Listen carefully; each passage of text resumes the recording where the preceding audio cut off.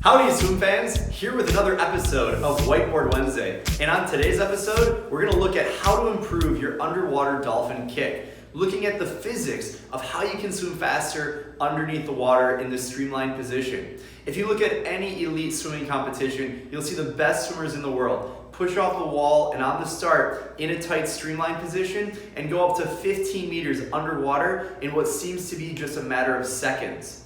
So why is this and how do people move so fast through the water? On today's episode, we're gonna dive right into it. But first, I wanna take a look at the leaderboard for the fastest aquatic creatures and how fast they can actually move through the water. Starting at the top with the black marlin.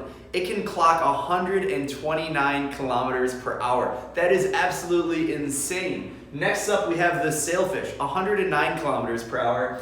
And then the swordfish, nearly 100 kilometers per hour. And if you go down the leaderboard to a penguin, which we would it's actually a bird, but we would consider the penguin to be a relatively slow creature on land, but in the water, it can go up to 35 kilometers per hour. And if we go down the leaderboard even more, we finally get to the human. And the fastest humans can go only 9 kilometers per hour, which is super fast for a person to go through the water. But if you look as a relative measure of speed, less than 1/10 the speed of the fastest aquatic animals. And 9 kilometers per second is actually 2.5 meters per second, which would be 20 seconds in a 50-meter pool. So this is actually a little bit faster than what the current world record is for the 50-meter freestyle. Now, like I said, the best swimmers in the world can move underneath the water the fastest. It's considered the 5th stroke, and it is by far the fastest. And if we take a quick look at our history as to how this evolved, some of the best swimmers in the world 3 decades ago discovered that if a fish can do it, we can do it too. And they started spending more time underneath the water.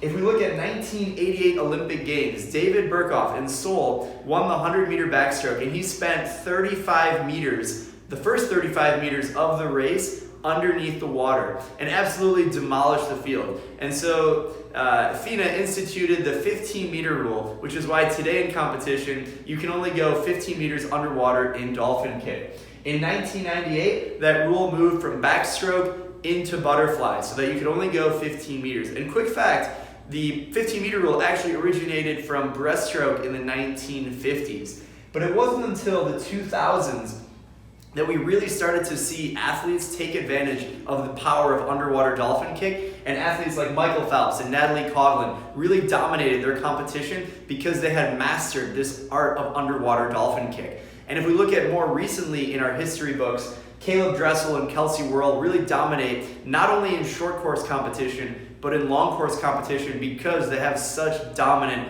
underwater dolphin kicks. Now, if we think about the physics of the underwater dolphin kick, I've illustrated this with a simple sine curve, right? And so the amplitude is referred to the actual size of the dolphin kick. And really, to have a really strong underwater kick, it's a balance of having a big enough dolphin kick so that you can actually grab water and increase your propulsion.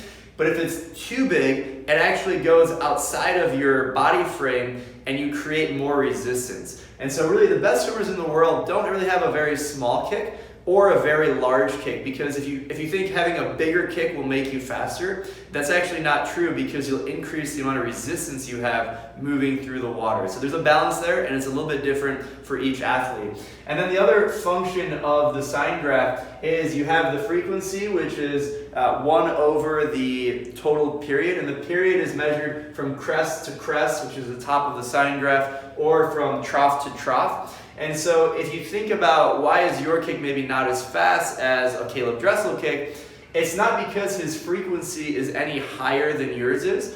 It's because the total period, the total distance per kick is actually a lot better. And that's what separates the best swimmers in the world, the best dolphin kickers in the world from anyone else. Is because they're able to use their entire body to get a bigger distance per kick, and they're able to increase their T, which is their period, and maintain their frequency. And so the dolphin kick equation, if you were to call it that, really is dependent on how efficient your body can be moving through the water so that you can increase your distance per kick, not necessarily increase your frequency. Now obviously if you can kick faster and keep your distance the same, you would go faster. And it's really definitely a balance. And so really it's a function of your amplitude, your total period. And if you think about why is a fish so much faster than a human, it's because a fish is designed to be in the water. And so a fish can actually leverage its entire frame length to move itself through the water and can apply pressure at every single point of its frame, whereas a human has only 3 points of inflection. So a human can only bend from the hips, from the knees, and then from the ankles. And so a human is only about maybe 10 to 20% efficient of what their total frame length is, whereas a fish can apply pressure throughout the entire length of its frame. Now you might be asking yourself, well, how do I actually get better at dolphin kick? And so we're going to share 3 tips on how you can improve your dolphin kick that you can start to apply in every single workout and every single time you do a dolphin kick off the wall. So the first is to focus on 2-directional kicking. And so what that means is if we break apart the dolphin kick, you have the up kick, which is using the front of your body, and then you have the down kick. And if we go back to our sine graph, it's the same thing. So you have the up kick, and then you have the down kick. And so you use different muscle fibers when you're doing each parts of these kicks. And so for the up kick, you're using your abs, your hip flexors, and your quads. And on the down kick, you're using your lower back, your glutes, and your hamstring. And so most people, when they're just starting out learning how to swim and learning how to do the dolphin kick, they're only good at the up kick. Most people neglect in training the down kick, which is actually the most important part of the kick to improve if you want to improve your overall dolphin kick. So if you can increase the speed at which you do the down kick, which is using your lower back, your glutes, and your hamstrings, and really using your hips on the kick, you'll be able to get back to the up kick, which is the more powerful part of the kick. Now again, the best swimmers in the world, their graph, their sine graph, if you will, looks like a fish's. They're able to leverage both the up kick and the down kick almost symmetrically, and they have very strong core muscles to engage, so that way the up kick and the down kick is as powerful and efficient as possible. Something that's not written here that goes with a 2-directional kick is making sure that you're using your hips when you're doing the dolphin kick. You want to keep your legs relatively straight, and you want to feel like your body is moving through the water in a sine graph. And if you kick with only your knees, then you're missing a whole functional part of your body that originates from your hips, where you're going to be able to generate the most power possible. So when you're training, you want to think in your head, kicking in the up direction as well as in the down direction, and having a lot of symmetry when you're kicking. Now the second point is training the dolphin kick in all 4 planes of motion, in terms of planes that your body is going to be positioned. So that means kicking on your front and keeping in mind the up kick and the down kick. So when you kick on your front, that's plane number 1. That can be either in streamline, it can be in the flow position where your arms are, in the Superman position. You're just working on feeling the flow of the dolphin kick. And you also want to make sure you're kicking on your right side as well as your left side. So you can do this with one arm up, and then your opposite shoulder is dry out of the water, and then making sure you're doing it on the right side as well as the left side. So that way you're really training your body to kick in the up and the down direction.